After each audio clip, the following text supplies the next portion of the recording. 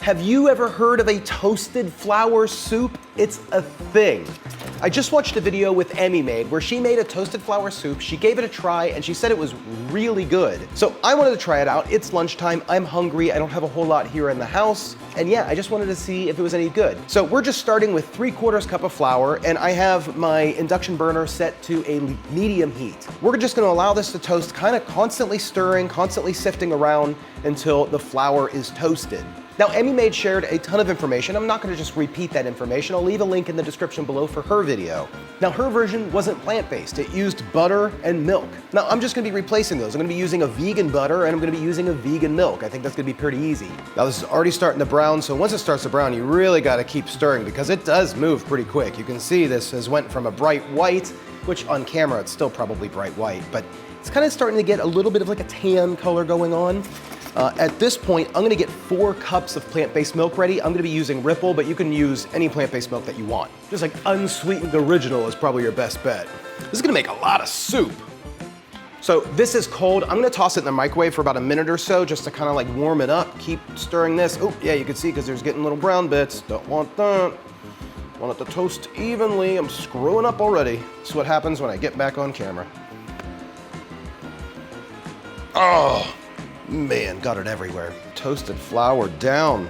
If you've been watching for a long time, you know that I used to be on camera for every video and then I kind of got off for a little while, but you know, I'm back now for a little bit. We'll see. I needed a little bit of a change and yeah, that change worked. It was nice. So yeah, this is pretty much just like, this is a roux. This is like the base of like a bechamel. This is the base of like a macaroni and cheese, except you're using quite a bit more flour. And I'm not trying to scratch up my pan, so I'm just very lightly whisking, just the lightest feather touch. Just a little bit of a feather touch here. Okay, so I feel like this is toasted enough. I don't know if you could tell the difference. I almost wonder like, should I like put some other flour next to it so you can see? Actually, does that make a difference? Can you see the difference now? There you go. So, I mean, it is a difference. In real life, it's more drastic. So now what we're gonna do is we're gonna make a little space for the butter to melt. This is 3 tablespoons of vegan butter, and we're just gonna start whisking that in. Now we're just ending up with this like clumpy butter mess. I think depending on how this comes out, I'm gonna try another version after this. I have a few ideas, so you know, this isn't the only one. Okay, we have our warm pea protein milk, and let's just whisk it in. It smells good. Turning that heat down so it doesn't thicken up anymore. I mean, now this is starting to look pretty dang good, actually. So right now, I'm saying this might be like a soup. Like this is a legit base for a soup.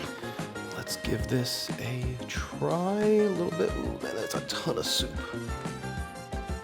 Let's give it a try and see. This is like a good cream soup. Wow. Okay, yeah, that is good. It's super tasty.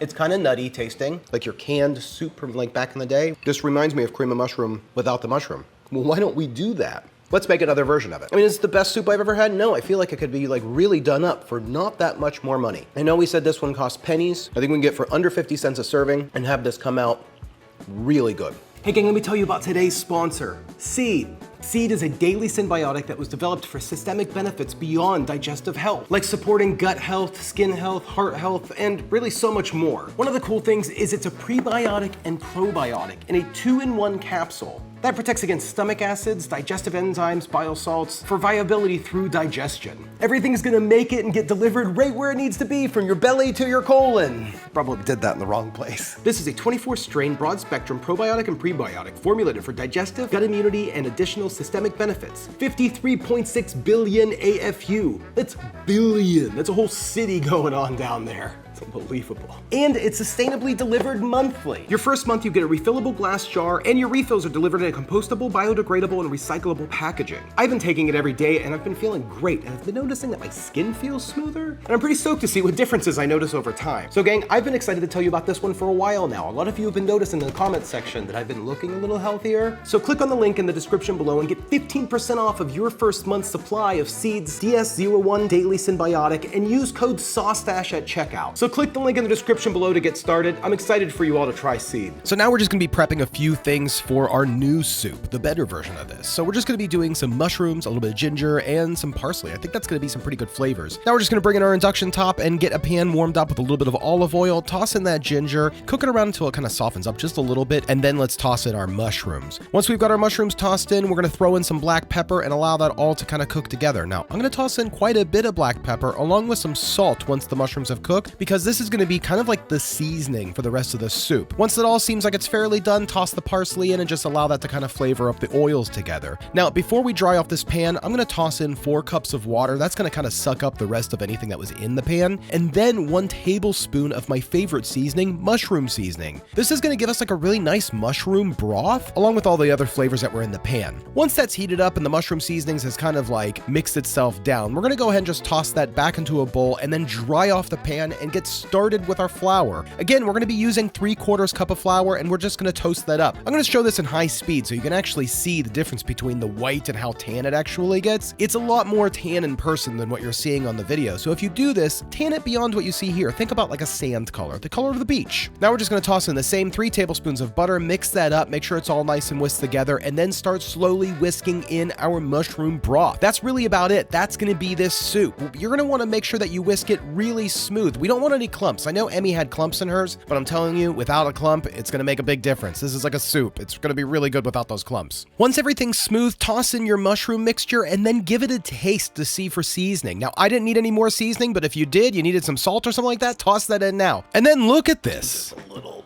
dollop of olive oil, fresh parsley on top. Now, I've already tasted this for seasoning, and I'm telling you, this came out so good. Like, what a cool mushroom soup. That's amazing. So this has like a really nice flavor. I think going with the mushroom seasoning base over the milk definitely gave it a lot more of the flavor that I was looking for. Maybe the Ripple plant-based milk wasn't the appropriate one. Maybe there was another plant-based milk that might have worked better. But in this scenario, I think just using like a mushroom broth, adding the mushrooms didn't make this cost much more.